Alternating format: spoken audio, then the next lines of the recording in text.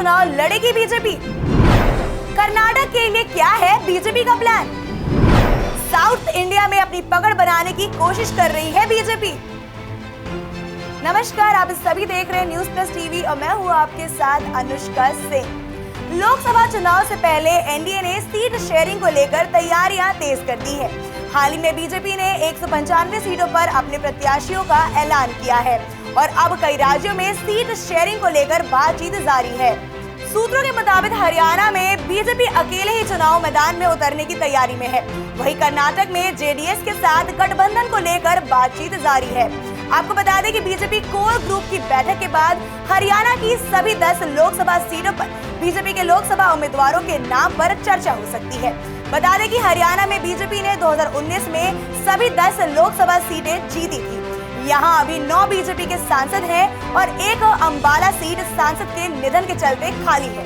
आपको बता दें कि मौजूदा 9 सांसदों में से 3 सांसदों की रिपोर्ट और फीडबैक ठीक नहीं है। खास बात यह है कि बीजेपी हरियाणा में बिना गठबंधन के लोकसभा में जाएगी।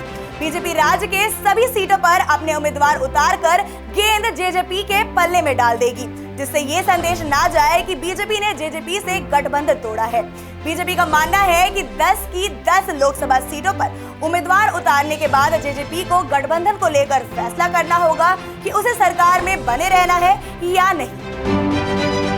सूत्रों के मुताबिक बीजेपी के कर्नाटक के मौजूदा 25 सांसदों में 11 से 12 सांसदों का फीडबैक ठीक नहीं है। केंद्र सरकार में कर्नाटक से एक राज्य मंत्री का टिकट कट सकता है। आपको बता दें कि बीजेपी पूर्व सीएम बसवराज बोम्मई को भी लोकसभा चुनाव लड़ा सकती है। साथ ही जगदीश शेट्टर को भी लोकसभा उम्मीदवार बनाया जा सकता है। कर्नाटक में बीजेपी जेडीएस के साथ गठबंधन में चुनाव लड़ेगी। 25 में से 2 सीटें हसन और कोलार पर जेडीएस चुनाव लड़ सकती है। जेडीएस एक सीट मंड्या भी चलाती है। इसके अलावा कुछ सीटों पर बीजेपी और जेडीएस उम्मीदवार एक दूसरे के सिंबल पर चुनाव लड़ सकते हैं। इसमें एक सीट बैंगलोर नॉर्थ या बैंगलोर हो सकती है, जहां से पूर्व प्रधानमंत्री एचडी देवेगौड़ा के दामाद सीएन मंजुनाथ बीजेपी के सिंबल पर चुनाव लड़ सकते हैं। बीजेपी की इस प्लानिंग पर आपका क्या सोचना है, मुझे कमेंट बॉक्स में जरूर बताएं। और अगर वीडियो पसंद आई हो तो चैनल को लाइक, शेयर, सब्सक्राइब करना बिल्कुल न भूलें। धन्यवाद।